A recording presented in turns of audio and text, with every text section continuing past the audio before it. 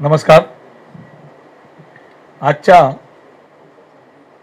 विद्यालयात प्रवेश घेताना या करिअर मार्गदर्शन कार्यक्रमाअंतर्गत या कार्यक्रमात उपस्थित आजचे वक्ते आदरणीय समर्थजी पालकर सर, त्याचबरोबर मार्गदर्शन केंद्रप्रमुख अरुणजी सहाय्यक अरुणजी तळगावकर, या ठिकाणी उपस्थित मंडळाचे माजी मंडळ प्रमुख सागरजी भोने, निलेशजी घोडेकर, उपस्थित सर्व खाते प्रमुख आणि विद्यार्थी मित्र हो.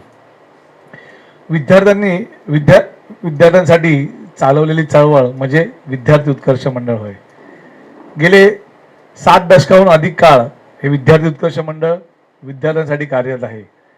1 एप्रिल 1954ला दादा गावकर आणि त्यांच्या समवयस्कर 7 विद्यार्थ्यांनी 1954ला ह्या विद्यार्थी उत्कर्ष मंडळाची स्थापना केली.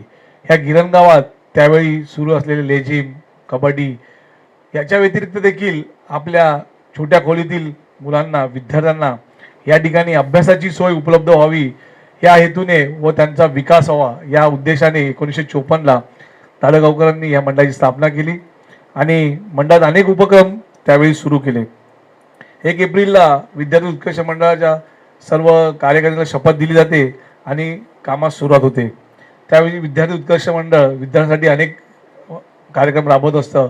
त्यामध्ये सांगायचं झालं तर छंद वर्ग, इयत्ता 2री ते 7वीच्या मुलांना आपण छंद वर्ग हा 15 दिवसाचं समर कॅम्प घेत असतो. त्यातून अनेक मुलांना मातीकाम, चित्रकला, हस्तकला, बोला बिंदास्त, मस्त, सहल अशा विविध गोष्टी शिकवल्या जातात. नाटोकली, त्यानंतर वाद्यांची ओळख आणि त्याचा समारोप शेवटच्या दिवशी होतो. त्यामध्ये त्यांना परफॉर्मन्स करण्यासाठी आपण त्या ठिकाणी संधी उपलब्ध करून देतो.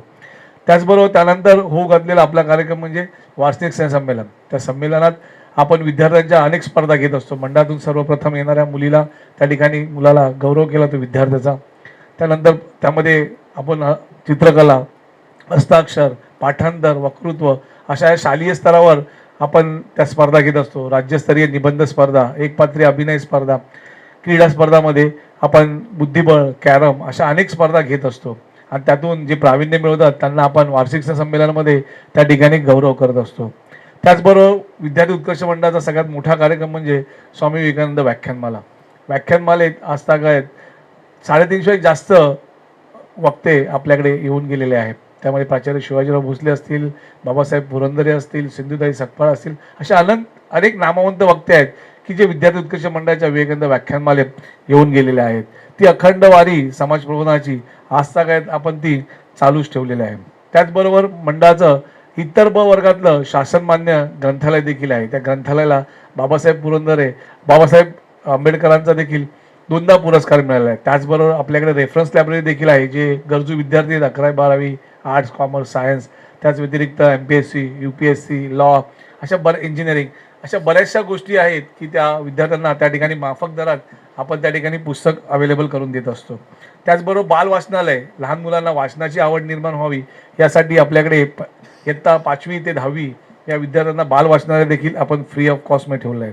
त्याचबरोबर आपण काळाची ओळख ओळखून 1998 साली सगळे आपल्या विभागातील विद्यार्थी संगणक प्रशिक्षक व्हावे यासाठी आपण कम्प्युटर अकॅडमीची सुरुवात केली. सलग 27 वर्ष न नफा न तोटा या तत्वावर आपण कम्प्युटर अकॅडमी चालवतोय आणि अतिशय चांगल्यारीत्या त्या ठिकाणी MSCIT, tally, digital marketing, Photoshop असे विविध कोर्सेस आपण माफक दरात विद्यार्थ्यांना देत असतो.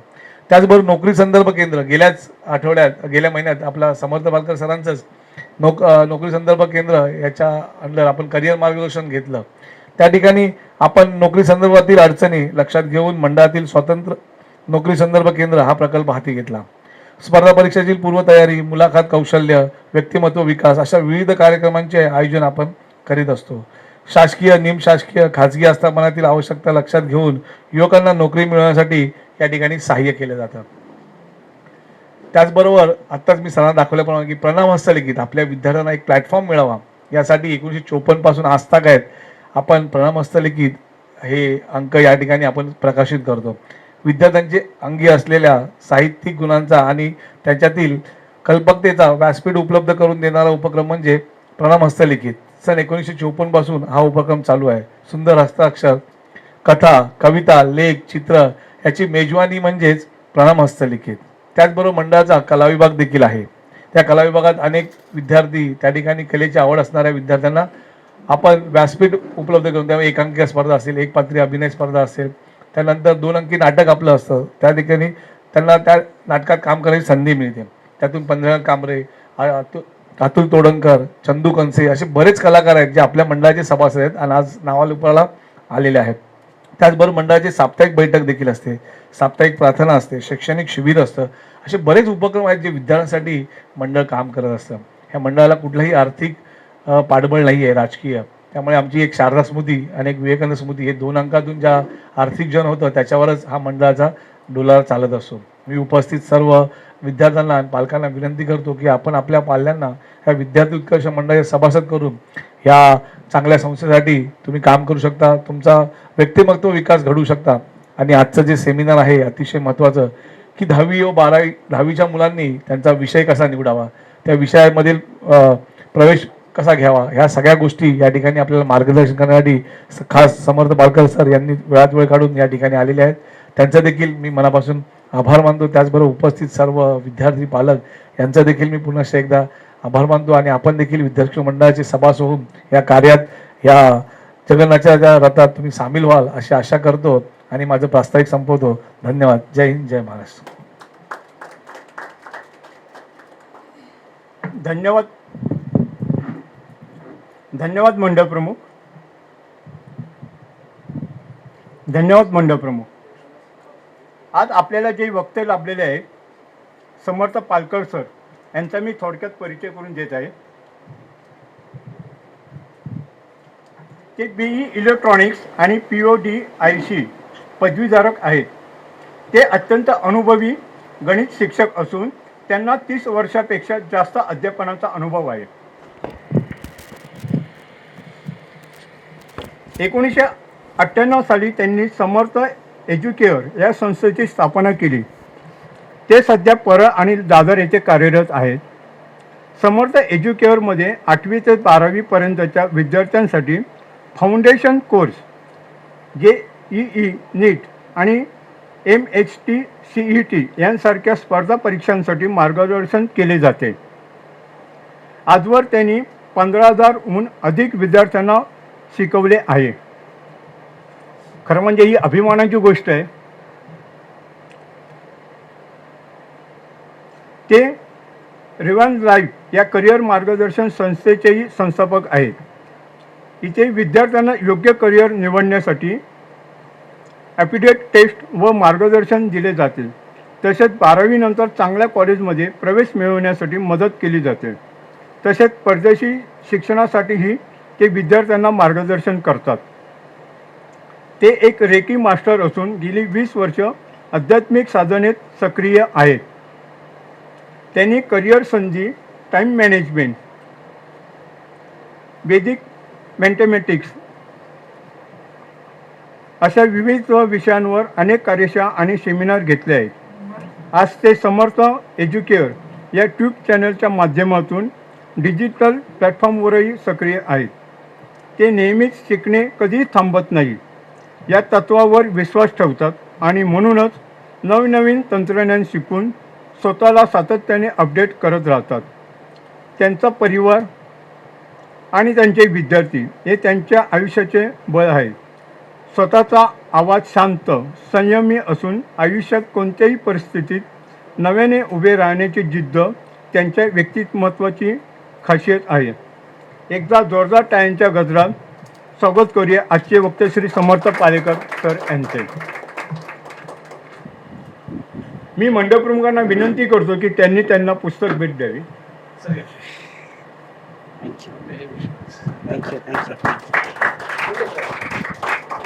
त्यांच्या आवडीचंच पुस्तक आम्ही भेट दिलेली आहे. सरांना निश्चितच आवडेल.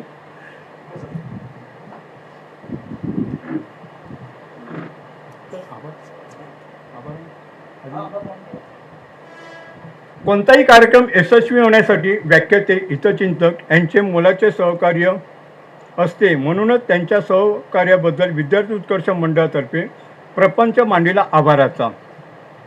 आजच्या कार्यक्रमाला समर्थ पालकर सर यांनी मार्गदर्शन केल्याबद्दल त्यांचे मी आभार मानतो. तसेच आजच्या कार्यक्रमाला व्हिडिओ रेकॉर्डिंग करणारे दीपेश हरमळकर यांचेही धन्यवाद. आणि तसेच आपण या कार्यक्रमाला सर्वजण आलात त्याबद्दल आपल्या सर्वांचेही आभार. आणि मी सरांना विनंती करतो की त्यांनी पुढील सूत्र सांभाळले. धन्यवाद. सर्वात आधी महत्त्वाचा भाग जो आहे तो म्हणजे कॉलेज. कारण आता बऱ्याच मुलांचे माझ्याकडे फोन येतात किंवा मला भेटायला येतात, सर मला हे कॉलेज पाहिजे ते कॉलेज पाहिजे. फक्त कॉलेजच्या बाबतीत नाही, मी आयुष्याच्या बाबतीत प्रत्येक टप्प्यावर तुम्हाला एक गोष्ट सांगेन की थोडा प्रॅक्टिकली विचार करायला सुरुवात करा. प्रॅक्टिकली विचार करायला सुरुवात करा म्हणजे काय, तर माझ्याकडे येतात 55 किंवा 60% असलेले विद्यार्थी आणि मला सांगतात मला रुपारेलमध्ये ॲडमिशन पाहिजे, सायन्सला तेही. तर ते डिफिकल्ट असतं. मग त्यांचं उत्तर असं असतं की सर मला तर सरकारने सांगितलं तुम्हाला पाहिजे ते कॉलेज देणार. सरकारने तुम्हाला पाहिजे ते कॉलेज असं देणार असं नाही, तुम्हाला ऑप्शन्स दिलेले आहेत, त्यात तुम्ही ज्या कॅटेगरीत बसता त्या पद्धतीने तुम्हाला कॉलेजेस देणार असं सरकार म्हटलेलं आहे. आणि त्यासाठी तुम्हाला 10 कॉलेजेसची लिस्ट तयार करायला सांगितलेली आहे. आत्ता जर तुम्ही मला वाटतं पार्ट ए आणि पार्ट बी, पार्ट ए तुमच्यासाठी सगळ्यांसाठी सोपं आहे. पार्ट ए तुम्हाला काय करायचं आहे, तर तुम्हाला तुमचं स्वतःचं जे डिटेल्स आहेत ते तुम्हाला भरायचे आहेत. ओके, म्हणजे तुमचं नाव, तुमचं जन्मतारीख, तुमचं आधार कार्ड वगैरे, तुमचे जे KYC ज्याला नो युअर कस्टमर आपण साध्या भाषेत म्हणतो ते तुम्हाला करायचं आहे. तुम्ही 10वी स्टेट बोर्डचे विद्यार्थी असाल तर तुमचा फक्त सीट नंबर टाकला तरी सगळा डेटा फेच केला जातोय, तुम्हाला काही वेगळं भरायची गरज नाही. CBSE आणि ICSE जर असाल तर तुम्हाला मार्क्स सेपरेटली भरावे लागतात. त्याच्यात कालपासून मला फोन येतोय की ऑप्शनल सब्जेक्ट जे असतात त्याचे मार्क्स ते घेत नाहीत, तर डेफिनेटली नाही घेत. तुम्हाला जे ऑप्शनल सब्जेक्ट खाली असतो म्हणजे तुम्हाला CBSE ICSEला ICT किंवा कम्प्युटर सायन्स किंवा असे काही विषय होते तुम्हाला, त्याचे मार्क्स काउंट होत नाही आहेत. आणि हेन्स हे ॲक्च्युली आधीपासून माहिती करून द्यायला पाहिजे होते शाळांनी, जे केलेल्या नाही आहेत. पण एनिवे आता तुमचे ते मार्क्स काउंट होणार नाही आहेत पार्ट ए साठी. आता पार्ट बी मध्ये जाताना तुम्हाला कॉलेजची निवड करायची आहे. कॉलेजची निवड करताना प्रॅक्टिकली आपण फार व्यवस्थित विचार करून निर्णय घेणं आवश्यक आहे. अनफॉर्च्युनेटली बऱ्याच वर्षी म्हणजे दरवर्षी मी बघतो की हा जो ॲडमिशन प्रोसेस आत्ता चालू झालाय, खरं म्हणजे तुमचा रिझल्ट केव्हा लागलाय बघा. रिझल्ट किती तारखेला लागलाय आपला 10वीचा? 13 तारखेला. आज तारीख किती आहे? 26. 13 दिवस काहीच नाही केलं आपण मधल्या काळात. ओके, त्याच्या व्यतिरिक्त जर आपण बघितलं तर अजून एक महत्वाची गोष्ट अशी आहे की हा जो प्रोसेस चालतो ना, अनफॉर्च्युनेटली दरवर्षी गणपतीपर्यंत चालूच राहतो. काही काही मुलं असतात मला पाहिजे ते ॲडमिशन नाही मिळालं, हे नाही मिळालं, ते नाही मिळालं म्हणून चालूच राहतो गणपतीपर्यंत. आणि माझं नेहमी सांगणं असं असतं की तुम्ही प्रॅक्टिकली विचार करून ह्या ज्या प्रोसेसमधून जेवढं लवकर बाहेर पडाल, म्हणजे पहिल्याच लिस्टला जर बाहेर पडता आलं तर आनंदाची गोष्ट आहे. आता मुळात कॉलेज जेव्हा तुम्ही लिस्ट चेक करताय, आता साधारणपणे मी एक उदाहरण देतो तुम्हाला. लिस्ट चेक करण्याच्या 1-2 पद्धती असतात. त्यातली एक पद्धत म्हणजे तुम्ही पिनकोड वाईज कॉलेज चूज करू शकता किंवा तुम्हाला एरिया वाईज किंवा साऊथ मुंबईचे कॉलेजेस तुम्ही चेक करू शकता. त्यांच्या लिस्ट तुम्हाला ओपन होतील. आता काय होतं की कॉलेज जेव्हा आपण बघतो तेव्हा कॉलेजची लिस्ट जेव्हा बघतो तेव्हा समजा XYZ कॉलेजचं नाव आहे, तर त्याच्या पुढे काय काय गोष्टी दिलेल्या असतात त्या पण तुम्हाला समजून घ्यायच्या आहेत. तर पहिली गोष्ट म्हणजे तुम्हाला गेल्या वर्षीचा कट ऑफ दिलेला असतो. ठीक आहे, या वर्षीचा रिझल्ट गेल्या वर्षीपेक्षा थोडा चांगला लागलेला आहे, त्याच्यामुळे आपण 1% वर खाली करून त्याचा विचार केला पाहिजे. म्हणजे कॉलेज निवडताना गेल्या वर्षीचा कट ऑफ किती आहे ते बघितलं पाहिजे. मुळात 3 प्रकारचे कॉलेजेस आपण जर आज बघितले मुंबईमध्ये तर 3 प्रकारचे कॉलेजेस आहेत. म्हणजे एक आहे एडेड, दुसरं अनएडेड आहे आणि तिसरा हा नवीन प्रकार आहे सेल्फ फायनान्स. सेल्फ फायनान्स हा एका कंपनीसारखा चालतो. म्हणजे माझ्याकडे पैसे आहेत, मी अप्लाय करतो आणि मी स्वतःचं कॉलेज स्थापन करतो, त्याला कोणाचं फायनान्सची गरज नाही. माझं finance it is like a company. So हे 3 प्रकारचे कॉलेजेस आहेत. तुम्हाला हे नीट वाचायला पाहिजे. मुळात सर्वात महत्त्वाची गोष्ट खरं सांगायचं झालं तर आजच्या माझ्या ह्या सेशनची खरंच काही गरज नाही. कारण 77 पानाचं जे एक बुकलेट आहे महाराष्ट्र गव्हर्नमेंटनी तुमच्या साईटवर ठेवलेलं आहे, ते डाउनलोड करून मराठी आणि इंग्लिश या 2 भाषांमध्ये मी त्याचा एक कॉपी आणलेली आहे इथे इंग्लिशमधली. सो ते जर नीट वाचन केलं आणि ह्याच्या पुढे आयुष्यात म्हणजे ही तुमची सुरुवात आहे. कारण तुम्ही जेव्हा पुढे जाल 12वी नंतरचे कॉलेजेस आहेत, तुमचे जे ग्रॅज्युएशन कराल, पोस्ट ग्रॅज्युएशन करणार, सर्वात महत्त्वाचा मुद्दा हा असतो की प्रत्येक गोष्ट डिटेलमध्ये दिलेली असते. तुम्हाला वाचन करायची सवय पाहिजे. ती वाचन करायची सवय लावून घ्या, म्हणजे ते सगळं वाचलं पाहिजे आणि फार क्लिअर शब्दात असतं. आपल्याला कुठेही अँबिग्विटी नसते, काहीतरी कन्फ्युजन होईल असं काही तिथे मांडलेलं नसतं. सो मुळात तुम्हाला पहिलं बघितलं पाहिजे आपल्याला कुठल्या टाईपच्या कॉलेजमध्ये जायचं. एडेड म्हणजे गव्हर्नमेंट कॉलेज आहे, त्याची फी साधारणपणे समजा असं समजू की आपलं 5,000 रुपये किंवा त्याच्या आतमध्ये फीज असेल. काही वेळेला आपल्याला फीस पण माफ असतात. वेरेज अनएडेड आणि जे सेल्फ फायनान्स असतात ते हायर फीजवाल्या असेल. सो नॉर्मल फी समजा तुमची 5,000 असेल तर अनएडेड आणि सेल्फ फायनान्सची फीस 20 ते 25,000च्या रेंजमध्ये पण जाईल. काही विषयांची फी 50,000पर्यंत जाते एका वर्षाची. सो इट डिपेंड्स अपॉन तुम्हाला कुठे जायचं. याचं साधारण आपल्या फॅमिलीचं बजेट आणि आपले विषय काय ह्याचा आधी थोडासा अभ्यास करा, स्वतःचा विचार करा, स्वतःचा पेपरवर्क करा. त्याच्यानुसार तुम्हाला कॉलेज निवडणं सोपं जाईल. आता याच्यात परत खूप काळजीपूर्वक वाचन करण्याची गरज आहे. एक उदाहरण देतो. आपल्याजवळ एमडी कॉलेज आहे. ते एमडी कॉलेजला तुम्हाला दोन प्रकार दिसतात. एक एडेड असतं आणि दुसरं अनएडेड असतं. अनेक वेळेला मुलं म्हणतात मी चुकून अनएडेड भरलं आणि मग माझी आता फी 20,000 रुपये आणि मला ती जमणार नाहीये. पण तुमचा एक राऊंड फुकट जातो त्याच्यामुळे. सो खूप काळजीपूर्वक फॉर्म बघा. तर एडेड आहे, एकाच कॉलेजमध्ये एडेड म्हणजे तुम्हाला ऍक्च्युली 2 वेळा तुम्हाला चूज करण्याची संधी मिळते. एमडी कॉलेज एडेड आणि एमडी कॉलेज अनएडेड. ओके. त्याच्यानंतर तुम्हाला त्याची साधारण फी स्ट्रक्चर दिलेलं असतं तिकडे. तुमच्या ते जे दिलेलं आहे त्याच्यात साधारण फी स्ट्रक्चर तुम्हाला दिलेलं आहे. ओके. साधारण फी स्ट्रक्चर तुम्हाला दिलेलं असतं. ते फी स्ट्रक्चर चेक करा तुम्ही. त्याच्याप्रमाणे तुम्ही काम करा. म्हणजे ते एक सिलेक्शनचा क्रायटेरिया ठेवा. तो एक तर कट ऑफ म्हणजे तुमचे पर्सेंटेज किती आहेत, गेल्या वर्षीचा कट ऑफ किती आहे, त्याच्या वर थोडंसं 1% थोडंसं कन्सिडर करा. ओके. त्याच्यानंतर तुम्ही विचार बघायचा एडेड अनएडेड किंवा सेल्फ फायनान्स. तुम्ही जर क्लिअर असाल सेल्फ फायनान्स मला चालणार आहे, माझ्याकडे पैसे आहेत, मी खर्च करायला तयार आहे, तर हरकत नाही. पण आपण आपलं घरचं बजेट पण बघितलं पाहिजे. त्यानुसार ते कॉलेज निवडा तिथे. ओके. त्याच्यानंतर आपल्याला फी, त्याच्यानंतर म्हणजे त्याची फी दिलेली असते. ओके. त्याच्यानंतर तिथे सब्जेक्ट कुठले आहेत हे पण मेन्शन केलेलं आहे. कधी कधी काय होतं, उदाहरणार्थ तुमच्यापैकी कॉमर्सला जाणारी बरीचशी मुलं आहेत. ओके. तुम्हाला कॉमर्सला जायचंय पण मॅथ्स घ्यायचंय आणि तुम्ही जर शारदाश्रम हे टाकलं, तुम्हाला पहिल्या लिस्टला ऍडमिशन पण मिळून गेलं, पहिला क्रमांक मिळाला पण तुम्हाला, पण शारदाश्रमला मॅथ्स नाहीये, एसपी आहे. त्याच्यामुळे ते परत आपला एक राऊंड फुकट जातो. ओके. याची काळजी तुम्ही घेतली पाहिजे. सो तुम्हाला सब्जेक्ट्स कुठले आहेत त्या कॉलेजला तेही बघा तुम्ही. सब्जेक्ट्स कुठले आहेत ते पण तुम्हाला चेक करायचं. तुम्हाला कुठले सब्जेक्ट हवेत हे तुम्ही क्लिअर ठेवा. त्याप्रमाणे कॉलेज निवडायचं काम करा. सो ह्या सगळ्या गोष्टी तुम्हाला दिलेल्या असतात. हा झाला कॉलेज निवडीमागचा एक क्रायटेरिया. म्हणजे तिथे तुम्हाला लिस्टमध्ये तुम्हाला दिसतील त्याप्रमाणे तुम्ही हे करा. आता दुसरा भाग काय येतो, अनेक वेळेला मुलं म्हणतात की आम्हाला 10 कॉलेज चूज करायचा चॉईस दिलाय, पण त्यांनी काय म्हटलंय ते नीट वाचन करा. त्यांनी म्हटलंय मिनिमम 1 नेम आणि मॅक्सिमम 10 नेम्स आपल्याला कॉलेजचे द्यायचे. तुम्ही 2 दिलेत तर ते काय तुमचं सरकार तुमच्यावर रागवणार नाहीये. सो आयडियली तुम्हाला जे प्रॅक्टिकली माहिती आहे की मला या कॉलेजला ऍडमिशन मिळू शकतं, नंबर 1, आणि ते मिळाल्यावर मला घ्यायची इच्छा असेल. आता कधी कधी मी एमडी कॉलेज टाकलं पण मला एमडी कॉलेज नको आहे, मग कशाला टाकायचं तिथे. काय काय मुलांना वाटतं 10 कॉलेजेस भरायचे आहेत म्हणून कुठलं तरी विरार वसईचं कॉलेज टाकतात आणि मग तोच नंबर येतो. तुमचा एक राऊंड फुकट जातो आणि तुमचा तो प्रोसेस ना लांबत जातो. तुम्ही जर आजच्या घडीला बघाल तर सरकारलाही नीट माहिती नाही किती दिवस हा राऊंड चालणार आहे. तुम्ही जर बघाल आत्ता जे दिलेलं आहे ना लिस्ट, ते फक्त पहिल्या राऊंडचा डेट्स दिलेले आहेत.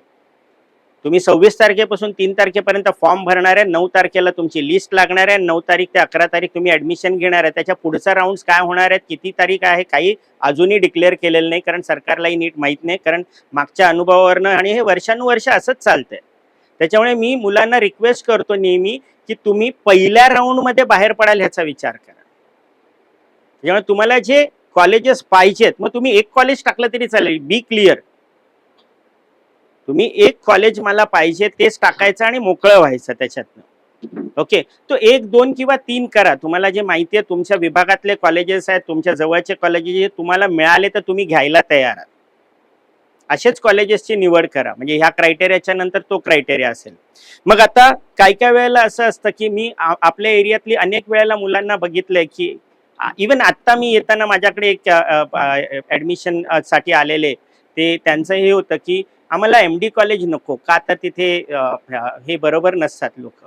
तर हा जो क्रायटेरिया ना फार चुकीचा क्रायटेरिया. मी नेहमी सांगतो की MD कॉलेजमध्ये तुम्हाला मुलं बाहेर, तुम्हाला काय ते घाणेरडी मुलं दिसत आहेत जी मराठीत शिव्या घालतात तिथे किंवा उगाचच नको ते धंदे करतात, पण तेच धंदे तुम्हाला झेवियर्सच्या बाहेरही बघायला मिळतात ना. ते फक्त इंग्लिशमध्ये करतात म्हणून ते छान वाटतात आपल्याला, एवढाच फरक असतो.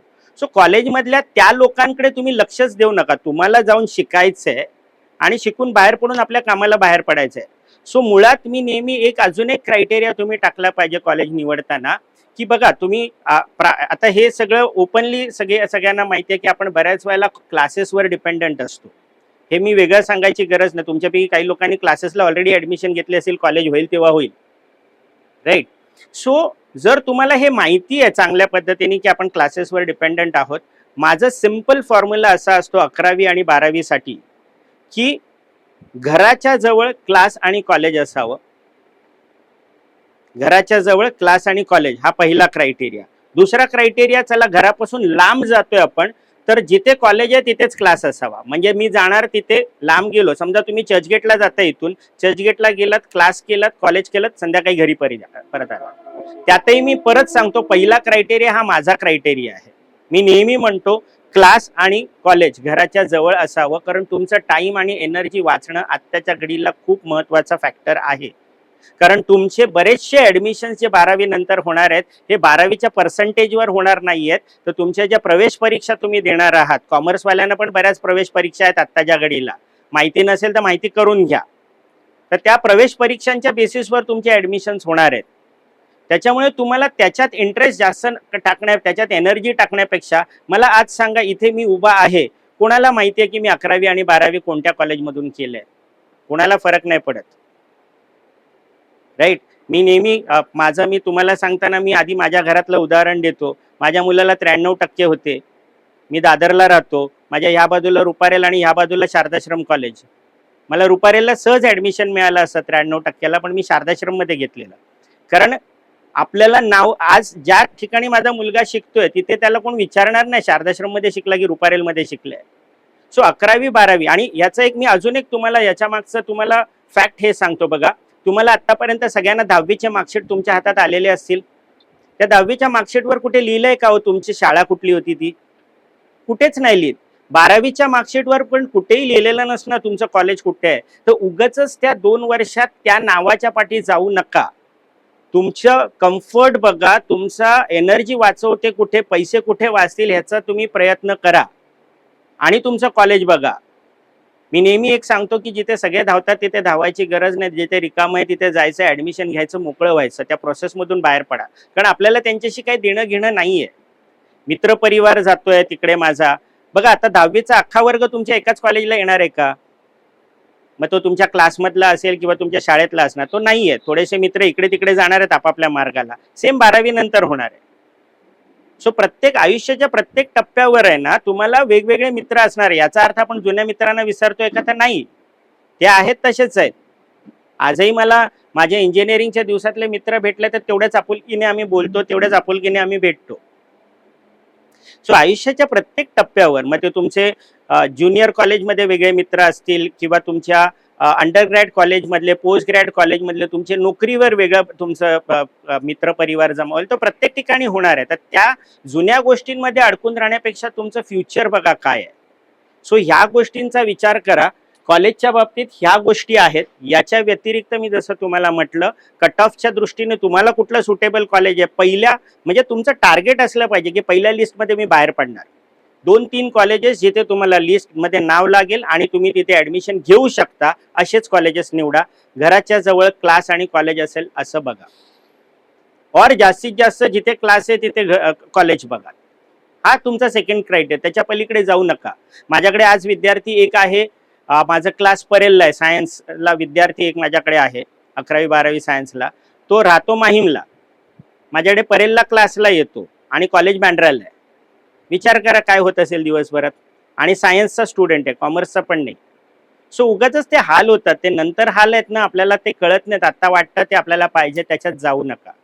सो कॉलेजच्या बाबतीत हा प्रमुख मुद्दा आपण लक्षात घेऊया. ठीक आहे. आता राहिला प्रश्न सब्जेक्टचा.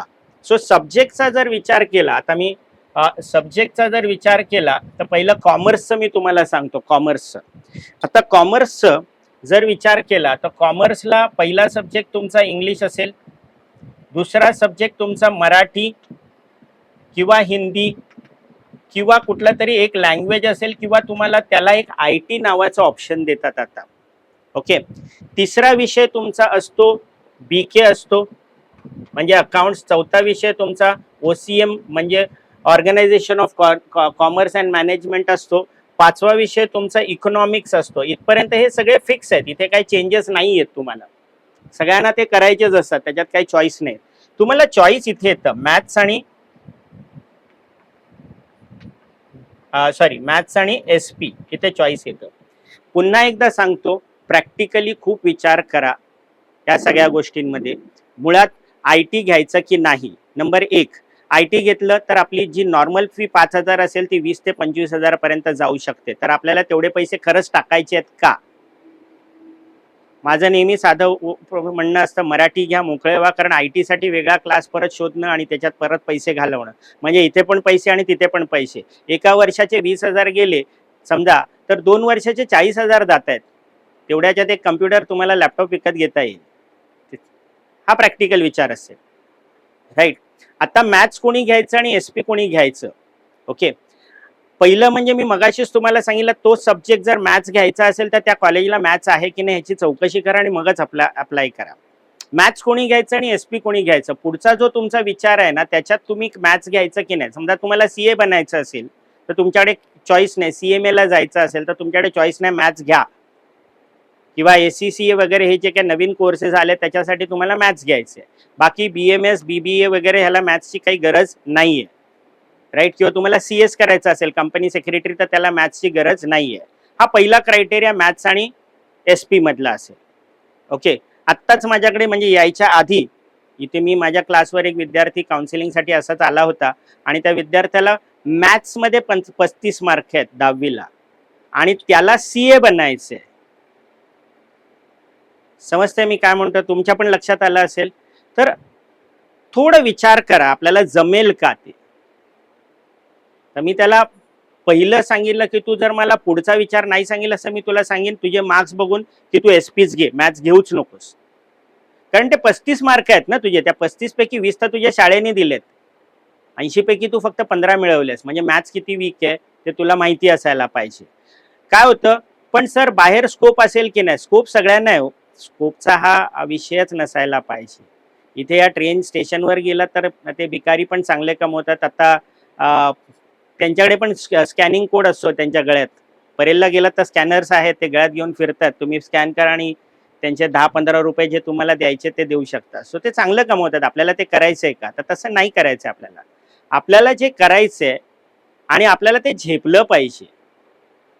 म्हणजे नापास होऊन परत टेन्शन घेऊन स्ट्रेस घेण्यापेक्षा तुम्ही वेगळ्या मार्गाने पुढे जा. तुम्हाला कळलं पाहिजे तुमचे विषय कुठले चांगले आहेत. आता त्या मुलाला मराठी आणि इंग्लिशमध्ये चांगले मार्क्स आहेत, सोशल स्टडीजमध्ये चांगले मार्क्स आहेत. अशा विद्यार्थ्याने प्रामाणिकपणे सांगायचं झालं तर सरळ आर्ट्स घेतलं पाहिजे, कारण आपले ते विषय चांगले आहेत. ओके. आता माझ्यासारखा विद्यार्थी आहे ज्याचं मॅथ्स खूप चांगलं होतं, पण त्याचं जे मेमरायझिंगचा पार्ट आहे, म्हणजे माझं बायोलॉजी वीक होतं, त्याच्या आधी सोशल सायन्स माझं वीक होतं 10वीत असताना, तर त्यांनी आर्ट्सला जाऊन काही उपयोग नाहीये. तसं प्रत्येकाने, आता काही वेळेला असा एक समज असतो आर्ट्समध्ये काय आहे, तर प्रत्येक भागामध्ये आता ना एवढे करिअर ऑप्शन्स निर्माण झालेले आहेत प्रमाणाच्या पलीकडे. खास करून पालकांना माझी नेहमी विनंती असते, त्यांचा एक समज असतो की कॉमर्स किंवा सायन्सच घ्यायचं तरच करिअर होतं, त्यात पण सायन्स घेतलं तरच करिअर होतं. तर तसं काही नाहीये, सगळे चांगले. काल माझ्याशी एक वकील होते, ते म्हणतात वो सायन्स नहीं लेगा तो क्या करेगा, फिर उसका वो जो जो पीरियड है आगे का, जे कमवायचा पिरियड आहे तो लांबतो, असं त्यांचं म्हणणं आहे. तर मी त्यांना एक उदाहरण दिलं. कॉमर्समध्ये ACCA नावाचा कोर्स आहे. ACCA जर कोर्स केला आपण, ते ACCA ला आज तो आहे ग्रेट ब्रिटनचा कोर्स आहे, म्हणजे UKचा कोर्स आहे. तो कोर्स जर तुम्ही भारतातून केला, जो करता येतो, तुम्ही BCom करता करू शकता. मी तर तुम्हाला BMS आणि BAF वगैरे पण नाही सांगत आहे. साधं BCom करा ज्याची फी फक्त 4-5 हजार असेल. तुम्ही BMS आणि बॅफ आणि याचे जर ते आत्ताचे सगळे खेळ आलेले आहेत त्याची फी 25-30-50 हजार रुपये प्रत्येक वर्षाला फी आहे. साधं BCom करता करता ACCA केलं तर ACCA कंप्लीट झाल्यानंतर जगातल्या 180 देशांमध्ये तुम्ही नोकरीसाठी अप्लाय करू शकता. 181वा देश म्हणजे भारत. हे टोटल 181 देश तुमच्या हातात आहेत. जर त्याच्यात पण तुम्हाला संधी असते, ती संधी शोधायचा तुम्ही ना थोडा आता शोधाशोध करायला सुरुवात करा. सो तुम्हाला जर मॅथ्स कोणी घ्यायचं तर आयडियली ज्यांना CA करायचंय किंवा मॅथमॅटिक्सशी रिलेटेड कामं करायचे त्यांनी मॅथ्स घेतलं पाहिजे. पण मला मॅथ्स झेपेल का हा आधी प्रश्न आहे. जर नसेल तर तुम्ही सरळ SP घ्या आणि तिथून पण बरेचसे करिअर उपलब्ध आहेत. आय थिंक कॉमर्सवाल्यांचा हा थॉट क्लिअर झाला. IT मी शक्यतो सांगतो अवॉइड करा, कारण IT सगळे अनएडेड कॉलेजेस आहेत. अनएडेड कॉलेज म्हणजे फीस जास्त झाली. आत्ता ह्या क्षणाला तेवढे पैसे खर्च करू नका. 11वी-12वीवर जेवढे पैसे कमी खर्च कराल, मग तो कॉलेज असेल किंवा तो क्लास असेल, ते तुमच्या भल्याचं आहे. इथपर्यंत ओके आहे. कॉमर्सचा कोणाला डाऊट आहे?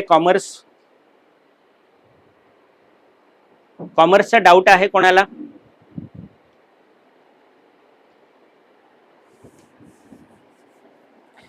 कॉमर्स नंतर ऍक्च्युली जिथे मला काही बोलण्यासारखं नाही असा विषय म्हणजे आर्ट्स. कारण आर्ट्समध्ये आहे ना तुम्हाला सायन्स आणि कॉमर्स नाही, म्हणजे तुम्ही प्रमाणाच्या पलीकडे कॉम्बिनेशन्स आहेत. म्हणजे आर्ट्सवाल्यांची परीक्षा 2-2, 2.5 महिने चालू असते, कारण तुमचे जे सब्जेक्ट कॉम्बिनेशन जे काय घेताय ना त्याच्यावर अवलंबून असतं. तर तुम्ही तुमच्या सब्जेक्ट कॉम्बिनेशननुसार तुम्हाला तो सब्जेक्ट घ्यायचा. म्हणजे मी आता एक कॉम्बिनेशन याच्यात एक कॉम्बिनेशन दिलेलं होतं, फक्त मॅथ्स आणि SP मध्ये तुम्हाला चॉईस होतं. तसे इथे जवळजवळ 30 ते 40 कॉम्बिनेशन्स उपलब्ध आहेत आर्ट्समध्ये. तुम्हाला जे सब्जेक्ट पाहिजे. सो जनरली आपल्या मुलांमध्ये जो ट्रेंड असतो तो सब्जेक्ट्स म्हणजे कुठले असतात, तर आर्ट्स घेतलं की पहिलं इंग्लिश आलं, सेकंड लँग्वेज आलं, काही काही मुलं थर्ड लँग्वेज पण घेतात त्याच्यात. म्हणजे आर्ट्समध्ये ती आपल्याला एक चॉईस असतो थर्ड लँग्वेजचा. त्याच्या व्यतिरिक्त काय होतं की काही काही मुलं इकॉनॉमिक्स घेतात आर्ट्सला जाऊन. काही काही मुलं रेअर आहे, फार रेअरेस्ट केस आहे, मॅथ्स घेतात. मी सजेस्ट नाही करणार. आर्ट्सला जाताय तर नॅचरली तुम्हाला मॅथ्स आवडत नाही म्हणून तुम्ही आर्ट्सला जातात असा माझा अंदाज आहे, तर घेऊ नका. कारण आर्ट्स आणि सायन्सचं मॅथ्स सेम आहे. कॉमर्सचं मॅथ्स इझी आहे. कॉमर्सला स्टील मी मुलांना सांगतो मॅथ्स घेऊ शकता, कारण मुळात तुम्हाला मी तुमच्याशी बोलायला तुम्हाला समजेल मी काय म्हणतोय. ट्रिग्नोमेट्री हा पार्ट जो आहे, जो बऱ्याच मुलांना डिफिकल्ट जातो, तो कॉमर्सला नाही आहे. पण आर्ट्स आणि सायन्सला मॅथ्स घेतलं तर त्याच्यात असणार आहे. सो आर्ट्सच्या मुलांना मी मॅथ्स रेकमेंड नाही करणार, प्रोव्हाइडेड तुमच्याकडे खरंच काहीतरी पुढचं जे ध्येय आहे ते जर तुमच्या डोक्यात असेल तर त्या पद्धतीने तुम्ही कामं करा, तरच मॅथ्स घ्या. सो जनरली काय असतं, इंग्लिश सेकंड लँग्वेज, काही मुलं थर्ड लँग्वेज घेतात, ती पण ऑप्शनल आहे. इकॉनॉमिक्स आहे, सायकोलॉजी आहे, सोशोलॉजी आहे, हिस्ट्री आहे, जॉग्राफी आहे, लॉजिक आहे. असे बरेच सब्जेक्ट आणि बरेच कॉम्बिनेशन्स आहेत. तुमचे आवडीचे विषय कुठले किंवा तुम्हाला पुढे जाऊन कशात काम करायचंय हे जर तुम्ही थोडंसं ठरवलं राईट, तर त्या पद्धतीने तुमचे सब्जेक्ट निवडा. मला वाटतं आर्ट्सचा जो विषय आहे हा 1-on-1 होणार आहे. म्हणजे ते फार असं जेनरिक नाही सायन्सचं आहे किंवा कॉमर्सचं आहे. तर सो याच्या पलीकडे जर काही प्रश्न असेल आर्ट्सचे तर तुम्ही आपल्या सेशन झाल्यानंतर मी ते 1-on-1 ते प्रश्न घेतो. आता राहिला प्रश्न मेजरली सायन्सचा. आता सायन्सला जर आपण विषय बघितलं तर जनरली तुम्हाला आत्ता जेव्हा फॉर्म भरायला घ्याल तेव्हा तुम्हाला 2 प्रश्न येतात. तुम्हाला बायफोकल हवंय की जनरल हवंय. बायफोकल की जनरल हे शब्द लक्षात ठेवा. तुम्हाला मी आता ते पॅड्स वगैरे दिले, तुम्हाला पाहिजे तर शब्द आणि ते जे सब्जेक्ट्स आहेत ते लिहून घ्यायला सुरुवात करा. आता मुळात जनरल काय आहेत ते बघूया. जनरलमध्ये काय होतं, परत इंग्लिश हा एक विषय येतो. दुसरा विषय जो आहे मराठी, हिंदी किंवा दुसरं लँग्वेज किंवा IT इथे येतं. पुन्हा एकदा IT पण इथे येतं. ओके. तिसरं जे असतं ते फिजिक्स असतं. चौथं जे असतं ते केमिस्ट्री असतं. 5वं जे असतं ते मॅथमॅटिक्स असतं. आणि 6वा विषय जो असतो तो बायोलॉजी असतो. हे 100 मार्काचे प्रत्येकी विषय आहेत, म्हणजे टोटल 600 मार्क झाले. याच्या व्यतिरिक्त आर्ट्स, सायन्स आणि कॉमर्सला एक गोष्ट कॉमन असते, ती म्हणजे EVS चे प्रोजेक्ट्स असतात, एन्व्हायरमेंटल सायन्सचे. ओके, जे तुम्हाला टोटल 4 प्रोजेक्ट्स असतात आणि मुलं आजकालची हुशार असतात, सगळं ChatGPT वरनं सगळं कॉपी करून ते करून टाकतात. मी त्याच्यात जात नाही जास्त. ओके, सो तुम्हाला 4 प्रोजेक्ट्स असतात. 11वीच्या सेम 1 ला 1, सेम 2 ला 1 म्हणजे 2 झाले आणि 12वीच्या सेम 1 ला 1, सेम 2 ला 1 असे 4 झाले. शक्य झाल्यास तुमचे काही कॉलेजेस चांगले असतात, ते काय करतात पहिल्याच वर्षात तुमचे 4ही प्रोजेक्ट्स करून घेतात.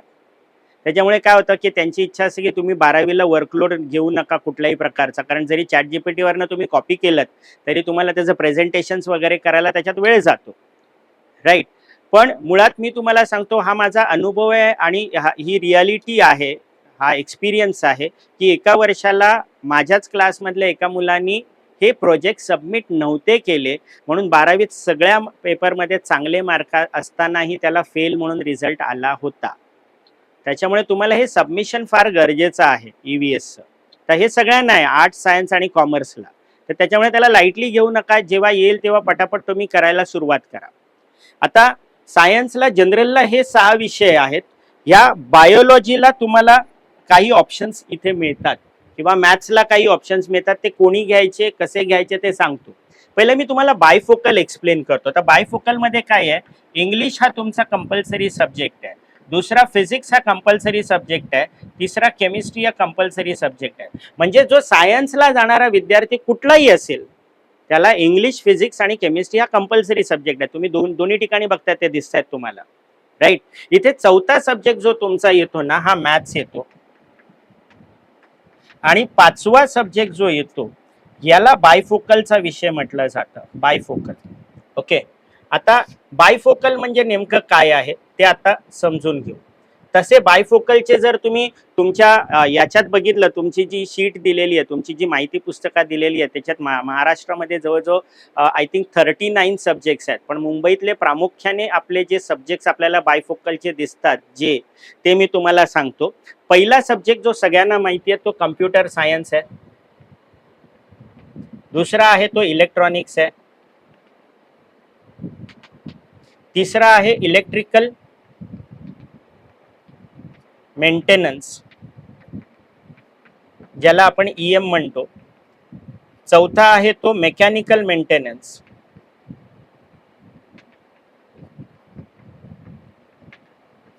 ज्याला आपण MM म्हणतो, आणि 5वा जो आहे, कदाचित हे नाव पण बऱ्याच लोकांनी ऐकलेलं नसेल, स्कूटर सर्व्हिसिंग नावाचा एक विषय आहे. कदाचित ते नाव पण कोणी ऐकलेलं नसेल. स्कूटर सर्व्हिसिंग नावाचा विषय आहे आपल्या जवळपास फक्त एकाच कॉलेजला, अँटिनो डिसिल्वाला. आता इथे पण मी तुम्हाला बऱ्याच वेळेला सांगतो, बायफोकल घेताना, जनरल घेताना फार प्रॅक्टिकली आपले फायनान्शियल बजेट विचार करून तुम्ही सगळे निर्णय घ्या. ओके, कम्प्युटर सायन्सचं जे आहे, आता इथे काय होतं, सर हे सगळे घ्यायचे आहेत का, तर सगळे नाही घ्यायचे, ह्यातला एक तुम्हाला निवडायचं आहे. यातला एक पण तो तुम्ही कसा निवडणार, तुमच्या ज्या कॉलेजला कोणते विषय आहेत आणि कॉलेज तुम्हाला कोणते विषय देते. उदाहरणार्थ तुम्हाला रुपारेल मिळालं तर रुपारेलला इलेक्ट्रॉनिक्स आणि कम्प्युटर सायन्स आहे, पण म्हणजे मला कम्प्युटर सायन्स मिळणार का, तर नाही. डेफिनेटली त्यांच्या पण लिस्ट लागतात परत त्यात आतमध्ये. त्याच्यात कदाचित तुम्हाला रुपारेल कॉलेज म्हणेल नाही, आम्ही कम्प्युटर सायन्स नाही देऊ शकत, तुला मी इलेक्ट्रॉनिक्स देतो. सो तुम्हाला जे कॉलेज मिळेल आणि त्या कॉलेजमध्ये कुठले विषय आहेत आणि ते कॉलेज तुम्हाला कुठले विषय देतंय याच्यावर सगळं अवलंबून असतं. तुम्ही जेव्हा बायफोकल सिलेक्ट करता ना, तेव्हा फक्त तुम्हाला कॉलेज निवडता येतं, तुम्हाला हे सब्जेक्ट निवडता येत नाहीत.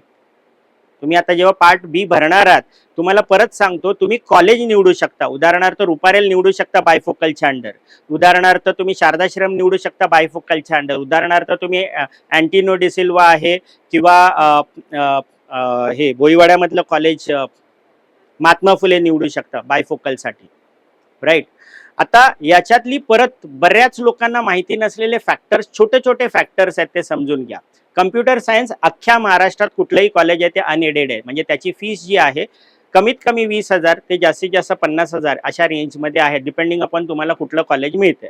उदाहरणार्थ तुम्ही शारदाश्रम किंवा तुम्ही जर महात्मा फुलेला घेतलं तर मला वाटतं साधारण 20,000 फीज आहेत. तीच जर तुम्ही पेसला अप्लाय करता तर 50,000 फी आहे एका वर्षाची, राईट. सो तुम्ही त्या गोष्टींचा, म्हणून मी मगाशीच तुम्हाला सुरुवातीला सांगितले त्याची फीस किती आहे ते पण तुम्ही बघा, राईट. इलेक्ट्रॉनिक्स वगैरे, हे इलेक्ट्रॉनिक्सची पण साधारण सेम संकल्पना आहे. पण इलेक्ट्रिकल मेंटेनन्स आणि मेकॅनिकल मेंटेनन्स आहे ना, हे कमी कॉलेजेसमध्ये आहेत. म्हणजे आता आपले साऊथ मुंबई आपल्या आसपासचे कॉलेज कुठले, तर एक तर शारदाश्रम आहे, दुसरं अँटिनियो डिसिल्वा आहे, तिसरं महात्मा फुले आणि चौथं पेस आहे. पण ईएम आणि एमएम, जसं उदाहरणार्थ तुम्हाला अँटिनियो डिसिल्वाची जर फी बघितली ईएम आणि एमएम ची, ओके, मी आता ईएम आणि एमएम शब्द वापरतोय, तर ती साधारण 8-8.5 हजार रुपये आहे. सेम महात्मा फुलेची 8-8.5 हजार रुपये आहे. ती शारदाश्रमची 3.5 हजार रुपये आहे. आणि तीच शारदाश्रमच्या समोर पेसचं कॉलेज आहे, त्याची 30 हजार रुपये. सो ह्या सगळ्या गोष्टींचा अभ्यास करणं आवश्यक आहे आपल्याला. सो पहिला तो अभ्यास करा, तुम्हाला ते कुठे जायचंय ते. आता दुसरा भाग जो आहे, बऱ्याच वेळेला बायफोकल का घेतो, कारण बायफोकल किती मार्काचं आहे, 200 आहे. कारण इथे 5 विषय दिसत आहेत ना, तरच ते 600 मार्क काउंट होणार. सो बायफोकलचा कुठलाही विषय जर तुम्ही घेतला तर तो 200 मार्काचा विषय आहे. आता परत त्याच्यामध्ये गमतीचा भाग तुम्हाला सांगतो की कम्प्युटर सायन्स आणि हा जो विषय आहे याच्यात 100 मार्क्स थिअरी आणि 100 मार्क्स प्रॅक्टिकल. सो मुळात आपण बायफोकल का घेतो, कारण कुठल्याही कॉलेजला बायफोकल घेतल्यावर 100 मार्क्स प्रॅक्टिकलमध्ये 95 मार्क तर तुम्हाला असेच देतात कुठलंही कॉलेज, त्याच्याशिवाय कमी देतच नाही. म्हणजे तुमचे 16% काही न करता फक्त ऍडमिशन घेतले म्हणून मिळतात. कारण 96 डिवायडेड बाय जर आपण 6 केला, कारण आता 600 मार्काचा पेपर आहे, तर आपले 16% असेच बसल्या बसल्या मिळतात आपल्याला, म्हणून लोक बायफोकल घेतात. दुसरा ऍडव्हान्टेज काय होतं बायफोकलचा, इथे जे बायो आणि मराठी 2 विषय आहेत त्यांचा एकच विषय झाला, 16% असेच मला मिळतात म्हणून ते घेतात. इथपर्यंत ओके आहे. आता या तिघांची गंमत अशी आहे ना, ह्याच्यात अजून गमतीचा भाग असा आहे. आता इथे काय होतं, मी तुम्हाला, कारण माझे क्लासेस आहेत म्हणून एक एक्झाम्पल देतो. मला ना तुम्हाला 12वीचा बायो शिकवायला 150 तास लागतात. तुम्हाला 12वीचा बायो शिकवायला 150 तास लागतात. पण जर 12वीचा कम्प्युटर सायन्स मला शिकवायचं असेल तर 50 तासाच्या आत शिकवून होतं. म्हणजे अभ्यास नॅचरली कमी झाला, राईट. तुम्ही बायो करणार 150 तास क्लासमध्ये, स्वतःचा अभ्यास करणार, परत मराठीचा अभ्यास करणार.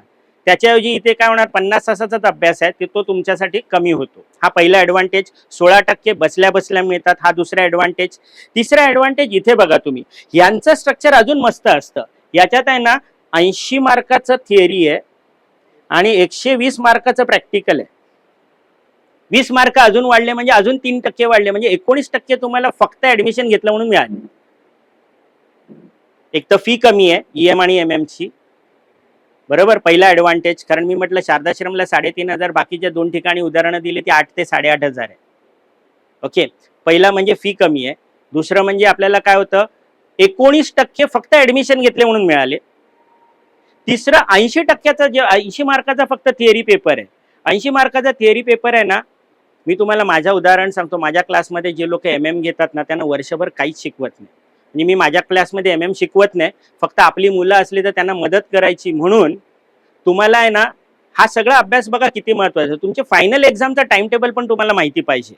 तुमची जी 12वीची फायनल एक्झाम होणार आहे ना, त्याच्यात तुमचा जेव्हा मॅथ्सचा पेपर होतो आणि बायोचा पेपर जिथे होतो त्याच्यानंतर 12 दिवसाचा गॅप असतो बायफोकलच्या सब्जेक्टसाठी. ज्यांनी इथे केले त्यांना कल्पना असेल मी काय म्हणतोय त्याचं. या 12 दिवसात तुम्ही एमएम चे फक्त लास्ट 3 इयर्सचे पेपर सोडवलेत ना, तरी तुम्ही 180च्या वर जाता. कशाला उगाच मेहनत करायची, कारण तुम्हाला इंजिनिअरिंगला जायचंय. बायफोकल मेजरली कशाला घेतात, इंजिनिअरिंगला जायचंय. मग त्या बायफोकल मध्ये आहे ना, आपल्याला आपले मेन कोर सब्जेक्ट आहेत फिजिक्स, केमिस्ट्री आणि मॅथ्स, त्याच्यावर जेवढा वेळ देता येईल तेवढा तुम्ही वेळ द्या, राईट.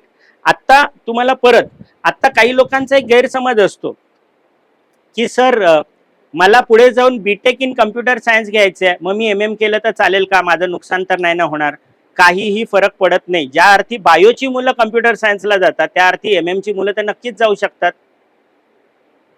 तुम्ही प्रत्येक ठिकाणी संपूर्ण ज्ञान घेऊन मग तुमचं पुढे काय करायचं याचा विचार करा.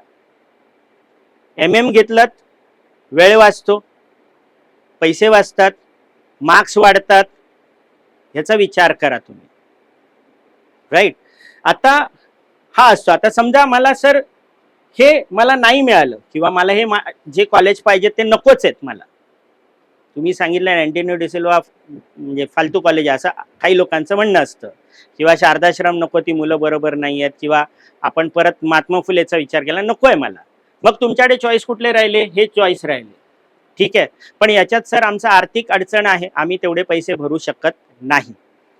आता तुम्हाला जनरलमध्ये यावं लागेल. मग त्या केसमध्ये आता पहिली गोष्ट, मला इंजिनिअरिंगला जायचंय पण मला बायफोकल घेण्याची माझी कुवत नाही फायनान्शियल, तर मी जनरलमध्ये येतो आणि बायोच्या जागेवर मला प्रत्येक कॉलेजला ही सुविधा असते असं कधीच होत नाही की नाही सर आमच्या कॉलेजला नाही, तुम्ही भांडू शकता कारण ऑफिशियली आहे. ओके, बायोच्या जागेवर तुम्ही सायकोलॉजी घेऊ शकता किंवा तुम्ही हिस्ट्री घेऊ शकता किंवा तुम्ही जॉग्राफी घेऊ शकता किंवा तुम्ही इकॉनॉमिक्स घेऊ शकता किंवा तुम्ही सोशियोलॉजी घेऊ शकता. आता हे कसं ठरवायचं, पुन्हा ज्या कॉलेजला तुम्हाला ऍडमिशन मिळेल ते कॉलेज तुम्हाला सांगेल, पण 90% ऑफ द कॉलेजेस इकॉनॉमिक्स देतात कारण त्यांच्याकडे कॉमर्स असतंच. त्याच्यामुळे इकॉनॉमिक्स मी जनरली सांगतो मुलांना सहजासहजी घरी पण करता येईल, तुम्ही गाईड विकत घेतलं तरी चालेल, तुम्ही स्वतःच्या स्वतः घरी करू शकता. तसंच मग सर आम्हाला बायो घ्यायचंय मग आम्हाला पर्याय नाही का, तर ज्यांना बायो घ्यायचं, ज्यांना मेडिसिनला जायचं, ज्यांना नीटची तयारी करायची किंवा पॅरामेडिकलची तयारी करायची मग त्यांना मॅथ्समध्ये इंटरेस्ट नाहीये, तर हेच सब्जेक्ट तुम्ही बायो घ्या, हेच सब्जेक्ट तुम्हाला इथे अवेलेबल आहेत. म्हणजे ज्यांना मेडिसिनला जायचं जनरलमध्ये, ज्यांना मेडिसिन किंवा म्हणजे हे पॅरामेडिकलला जायचं आहे त्यांनी मॅथ्सच्या जागेवर दुसरा सब्जेक्ट घ्या आणि ज्यांना इंजिनिअरिंगला जायचं आहे त्यांनी बायोच्या जागेवर दुसरा सब्जेक्ट घेऊ शकता. इथपर्यंत सगळ्यांना क्लिअर आहे? ओके, अच्छा, आत्ता कुठला तरी एक मुद्दा सांगायचा राहिला याच्यातनं. आता परत प्रश्न येतो की सर इथे IT घेऊ का, पण मी बऱ्याच वेळेला सांगतो मुलांना IT नका घेऊ. अननेसेसरीली तुम्ही पैसे जास्त टाकता आणि त्याचे परत वेगळे क्लासेस लावायला लागतात. क्लासेस ही इझिली अवेलेबल नाही आहेत, त्याच्यामुळे तुम्हाला अडचणी निर्माण होतात. सो सेकंड लँग्वेज घ्या तुम्ही, जर जनरल घेताय तर ते सोडू नका. All right, okay, any questions, any doubts? आता इथे एक मुद्दा माझ्याकडनं काहीतरी राहून गेलाय, मी आठवला तर सांगतो. इन द मीन टाइम काय प्रश्न आहे त्याच्यात सब्जेक्ट सिलेक्शन मध्ये, कॉलेज सिलेक्शन, सब्जेक्ट सिलेक्शन?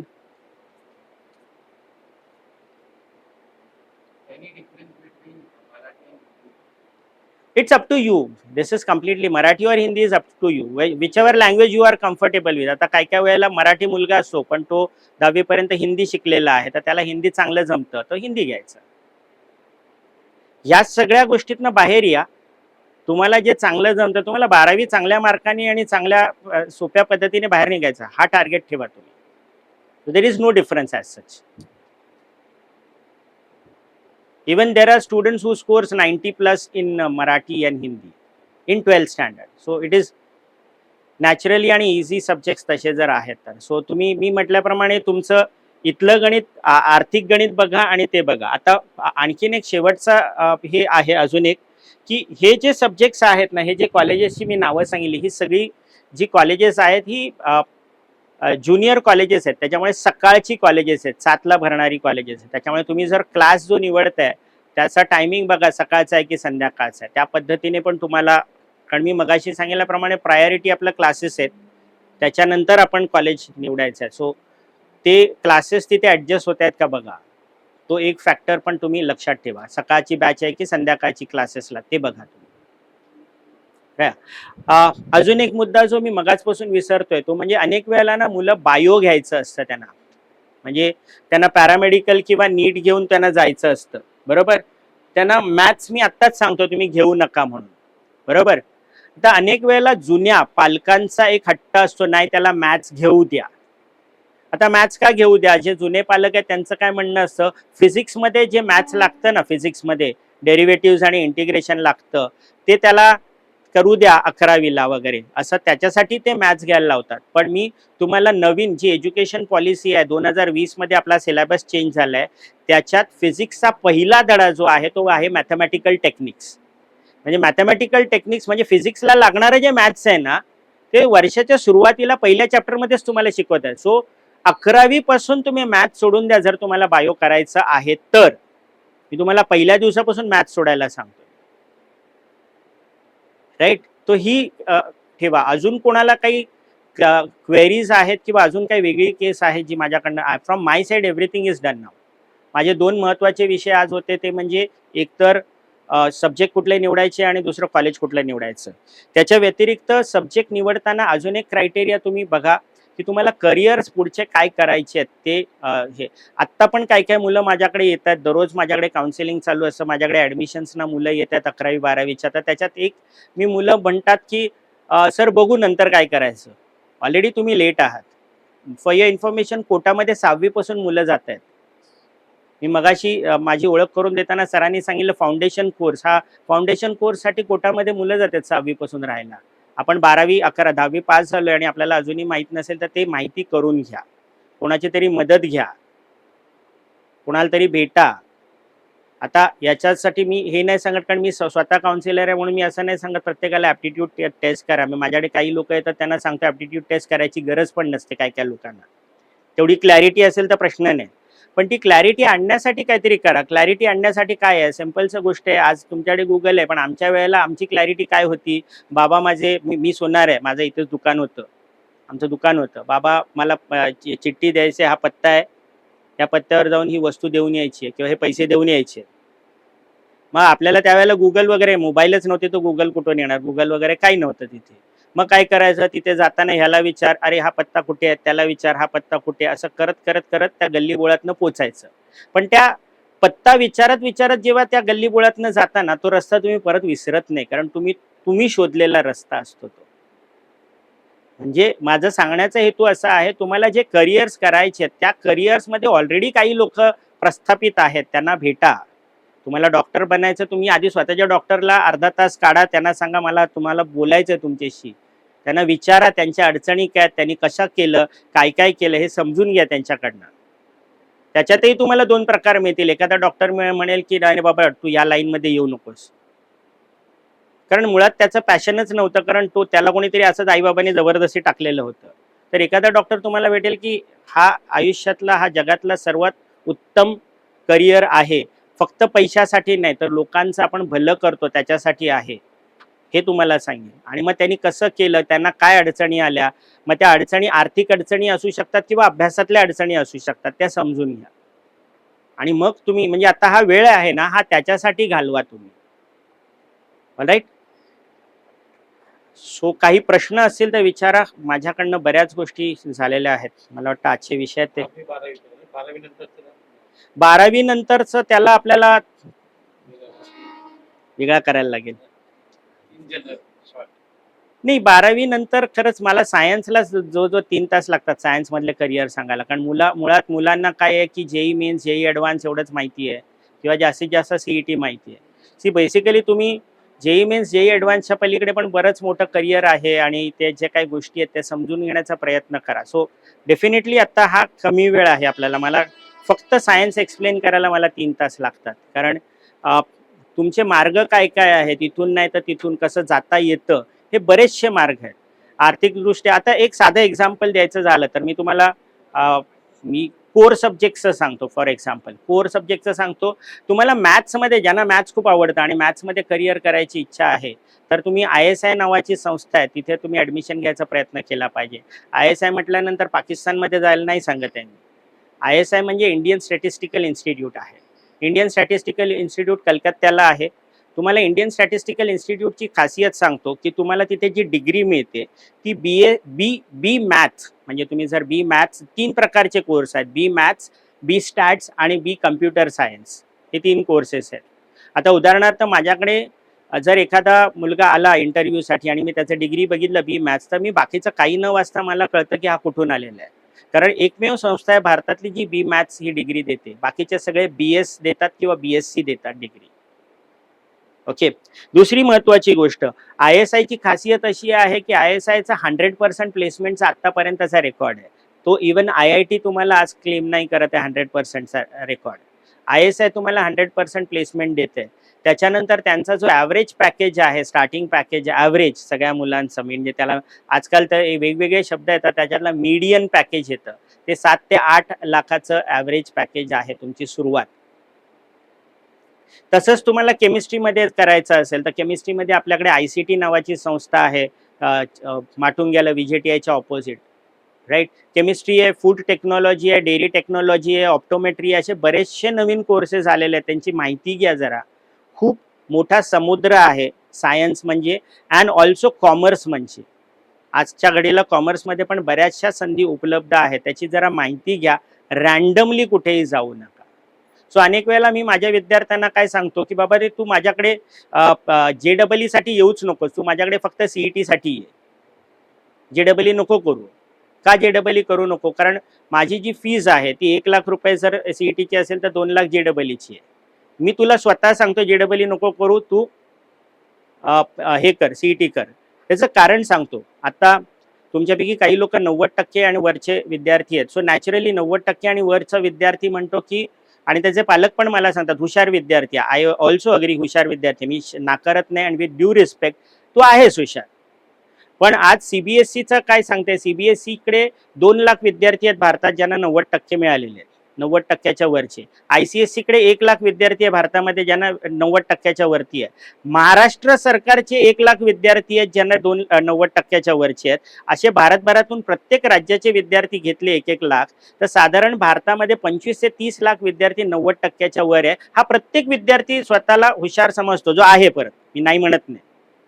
मग त्याच्यातला प्रत्येक विद्यार्थी, साधारण 25 लाख विद्यार्थी असे आहेत जे म्हणतात मी एकतर इंजिनिअरिंगला जाईन किंवा मी मेडिकलला, मी JEE जाईन किंवा नीटला जाईन, मी IIT साठी प्रयत्न करीन. पण IIT मध्ये सीट्स आहेत 17,000. यावर्षी नीटला 25 लाख विद्यार्थी बसलेत. भारतामध्ये MBBSच्या सीट्स फक्त 1 लाख आहेत. त्यातल्या 45,000 फक्त गव्हर्नमेंट सीट्स आहेत, 55,000 या पेड आहेत. तुमची 1.5 करोड भरायची तयारी आहे का? हा पहिला फॅक्टर. मी तुम्हाला नाही म्हणत नाही, मी त्याच्यावर सिंपल पर्याय काय सांगतो, बाबा तू काय कर माहितीये, CET घे, क्लासेस लाव. कारण महाराष्ट्र बोर्ड आणि CET पॅरलल चालतं, कारण सिलेबस सेम आहे दोघांचा. मग JEE मध्ये वेगळा सिलेबस आहे. मग JEE रिस्क घेण्यापेक्षा तू JEE काहीतरी ऑनलाईन क्लासेस लाव, जे 6 ते 7 हजारात मिळतात. मी नावं घेत नाही, तुम्हाला जे पाहिजे ते तुम्ही बघा, ऑनलाईन क्लासेस असतात. जो सेल्फ मोटिवेटेड मुलगा आहे तो ऑनलाईन क्लासमध्ये चांगलं करतो. माझ्याकडे असे डॉक्टर्स आहेत ज्यांनी ऑनलाईन क्लास केले. माझ्याकडे क्लासेसमध्ये माझ्याकडे ॲज अ टीचर ते इंटरव्ह्यूला आलेले. मी म्हटलं तुम्ही नीट करून, म्हणजे जर सायन हॉस्पिटलला मिळाले म्हणजे 650चा वरचा स्कोर आहे नीटचा त्याचा. म्हटलं तू तिकडून सायन हॉस्पिटलमधून करतोय म्हणजे तू क्लासेस चांगला लावणारस ना, तुला नोकरीची काय गरज आहे माझ्याकडे? तो म्हणतो सर नाही, पैसे की जरूरत है, हम बहुत गरीब है. मग पैसे, मग तू म्हटलं हे क्लासेस कसं लावलं? तो म्हणतो मी सो अँड सो क्लासेसचा 5,000 कोर्स घेतला 2 वर्षाचा, आणि त्या 5,000 त्यांनी नीट क्रॅक करून तो तिकडे गेला. आता काय होणार, 2 शक्यता आहे.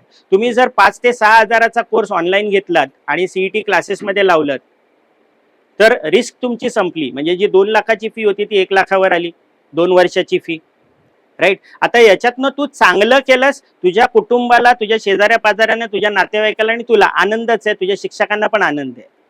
वाईट झालं तर पालक काय म्हणतील, 5,000च गेलेत. त्यामुळे मोठं नुकसान होत नाही त्याच्यात. सो खूप प्रॅक्टिकली आयुष्याच्या प्रत्येक पावलावर आहे ना, प्रॅक्टिकली विचार करायला सुरुवात करा या गोष्टींचा. त्याच्या बदल्यात मी बऱ्याच मुलांना सांगतो DSATची परीक्षा द्या. DSATची परीक्षा म्हणजे डिजिटल सॅट, स्कॉलिस्टिक असेसमेंट टेस्ट. ही परीक्षा तुम्हाला परदेशात जायला पण उपयोगी पडते, आणि भारतामध्ये अशा 50 युनिव्हर्सिटीज आहेत जी ही परीक्षा काउंट करते. म्हणजे या परीक्षेच्या बेसिसवर तुम्हाला ॲडमिशन मिळतं. मग तो सायन्सचा विद्यार्थी असेल, कॉमर्सचा विद्यार्थी असेल किंवा आर्ट्सचा विद्यार्थी असेल. आज आर्ट्सवाले बरेच लोक आर्ट्सला नाकं मुरडतात, पण तुम्हाला एक उदाहरण देतो. अशोका युनिव्हर्सिटी नावाची युनिव्हर्सिटी आहे, तिथे फक्त आर्ट्सच्या अंडर ग्रॅज्युएटची फीस चेक करा. 4 वर्षाची, 3 वर्षाची फी 30 लाख रुपये. मग आर्ट्स करून 30 लाख रुपये जर लोक भरत असतील तर तिथे काहीतरी वेगळं शिकवलं जात असेल आणि त्याचं करिअर काहीतरी घडत असेल, आणि म्हणून तर लोक तिथपर्यंत जात आहेत.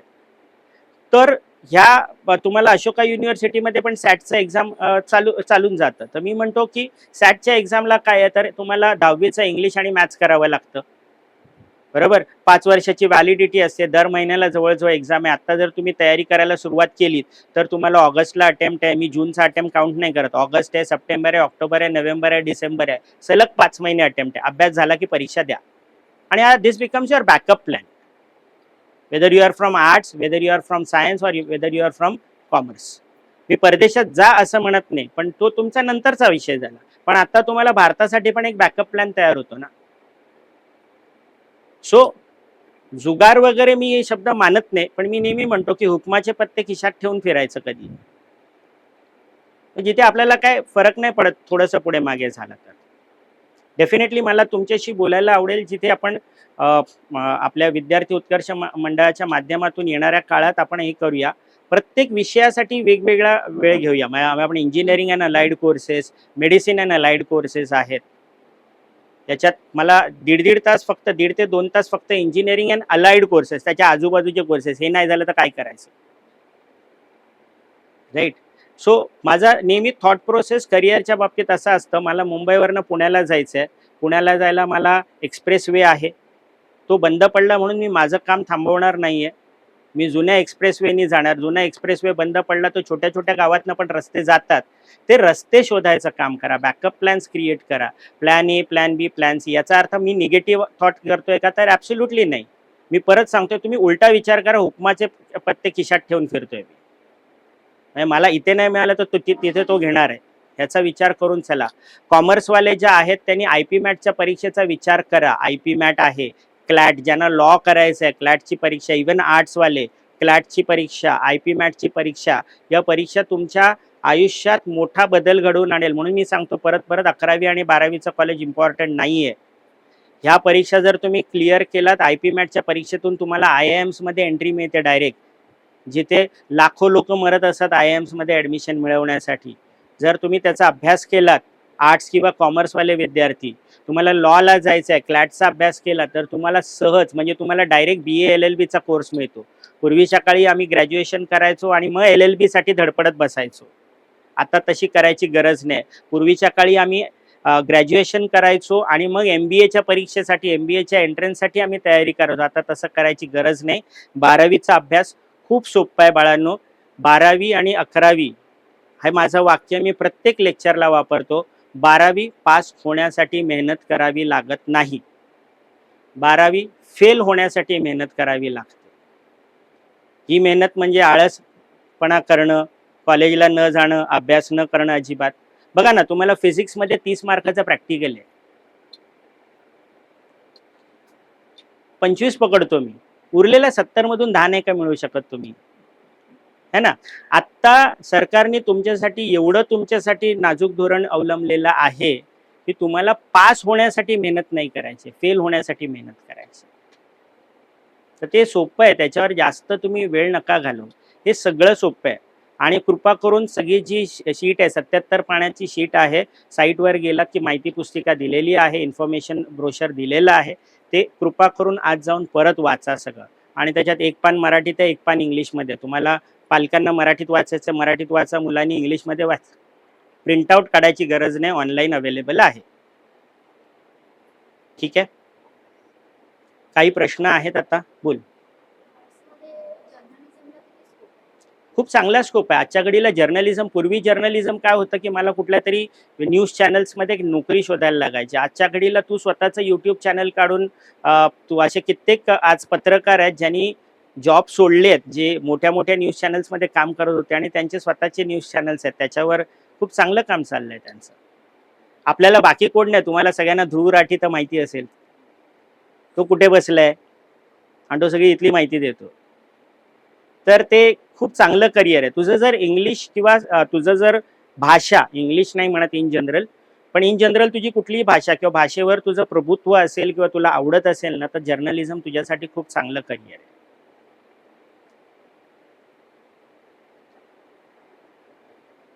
येस, अजून कोणाला काही प्रश्न आहेत?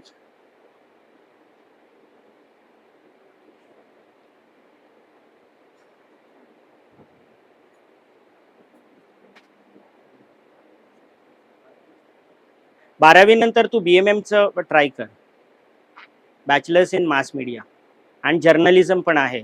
मला वाटतं झेवियर्सला आहे journalism, if I am not wrong. तर तिथे प्रयत्न कर. झेवियर्स आहे आणि बँड्राला सेंट अँड्र्यूज आहे. 12वी नंतर आहे ना चांगले कॉलेज बघायच्या. 12वी नंतर साधेसुधे कॉलेज नाही बघायचे. 12वी पर्यंत तू कुठल्याही कॉलेजला कर, काय फरक नाही पडत, कुणी विचारत नाही.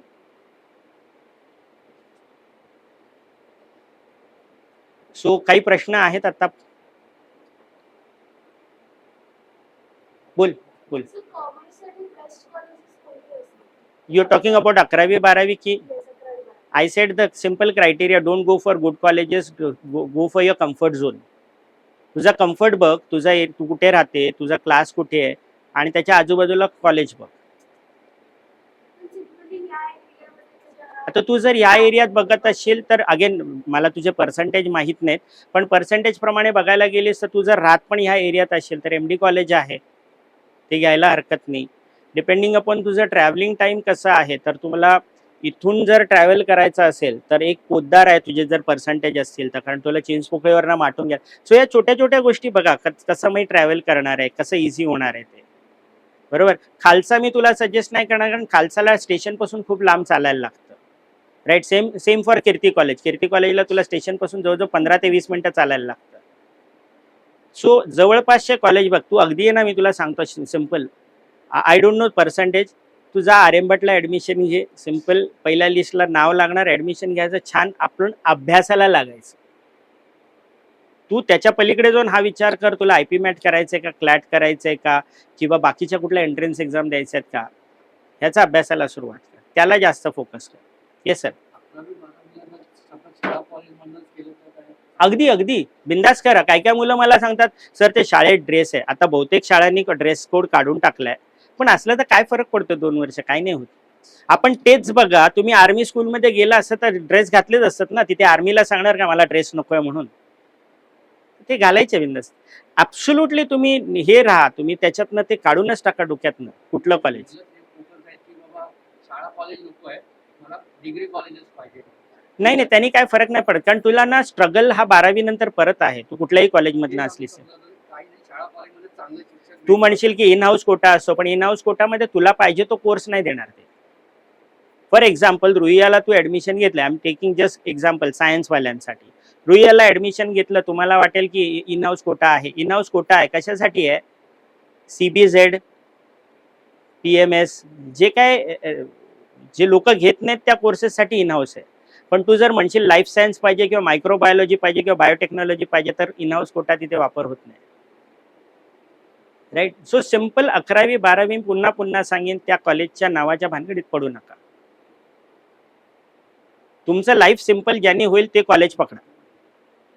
तुमचं लाईफ सिम्पल झालं पाहिजे, दॅट इज मोर इम्पॉर्टंट. सायन्समध्ये काय कॉलेजेस आहेत ज्यामध्ये मॅथ्स कंपल्सरी 11वीला आहे. टेक्निकली नाहीये, ते बोलतात आणि तुम्ही हे करत नाही म्हणून कोण काय बोलत नाही. तू कॉलेजला जातो, तू सांगणार नाही कंपल्सरी आहे, मग आपण काय बोलतो, ठीक आहे कंपल्सरी बोलले तर compulsory. We do not check the, तुझ्याकडे आज तुझं जे हे दिलंय ना, जे माहिती पुस्तिका दिलं त्याच्या पहिल्या पानावर एक फोन नंबर दिलेला आहे आणि पहिल्या पानावर एक ईमेल ID टाकलेला आहे. ईमेल पाठव किंवा त्यांना तिथे फोन कर, ते सांग की अमुक अमुक कॉलेज मला मॅथ्स सोडू देत नाहीये. मग ते काय करायचं ते करतात. हां, हे ॲब्सोल्युटली. मग तुझ्या डोक्यात विचारेल की सर ते त्रास देतात का, तर कोण त्रास नाही देत. 30 पैकी 25 मार्क कोणतंही कॉलेज देतं. राईट. सो नियम तुमच्या बाजूने आहेत बरेचसे, त्याचा वापर करा. फक्त तुम्ही स्टँडर्ड मॅथ्स घेतलं नसेल तर तुम्हाला 11वीला मॅथ्स घेता येणार नाही. म्हणजे तुम्ही बेसिक मॅथ्स घेतला असेल तर तुम्हाला नाही घेता येणार मॅथ्स, हा नियम आहे. सो नियम नीट बघितले ना तर त्याच्यात काही नाही. तुम्हाला पहिल्या वर्षाला देणं कंपल्सरी आहे. त्याच्या पलीकडे जाऊन तुला एक गंमत सांगतो. माझे एका कॉलेजमध्ये काही विद्यार्थी होते, ठीक आहे, त्यांना फ्रेंच घ्यायचं होतं पण त्या कॉलेजला फ्रेंचच नव्हतं. आय सेड माय रिस्पॉन्सिबिलिटी, आणि मग त्यांनी अलाव केलं. कारण एक सब्जेक्ट तू आहे ना सेल्फ लर्निंगचा घेऊ शकतोस. तू म्हणशील त्या कॉलेजला इकॉनॉमिक्स नाही, कॉलेजला सांगायचं मी इकॉनॉमिक्स सेल्फ लर्निंग मध्ये टाकतो, कॉलेज विल अलाव. समजलं? असं पण करता येतं. राईट सर, माझ्याकडनं झालेलं आहे. अजून काही प्रश्न कोणाचे असेल? प्रश्न आहेत का पटकन कोणाचे? Okay, thank you very much. जरा मी विद्यार्थी उत्कर्ष मंडळाचे सगळ्यांचे आभार मानतो. इथले पदाधिकारी सगळे जुने जाणते लोक आहेत आणि तुम्ही आलात. एवढा पाऊस असताना पण लोकांनी यायची हिंमत केली, तुमचे पण सर्वांचे आभार. तुम्हाला कधी काही प्रश्न असतील तर मला वाटतं तुमच्याकडे रायटिंग पॅड आहे, त्याच्यावर माझा ऑफिसचा नंबर आहे, तुम्ही तिथे फोन करा, वेळ मागून तुम्ही भेटायला या. मग ते तुम्हाला ॲप्टिट्यूड टेस्ट करायचं आहे किंवा तुम्हाला पुढच्या शिक्षणाबद्दल काय माहिती हवी आहे, तुम्हाला परदेशात जायचं आहे किंवा तुम्हाला शिक्षण माझ्याकडे घ्यायचं आहे, कोणत्याही कारणासाठी तुम्ही येऊ शकता तिथे. All right, thank you sir, thank you.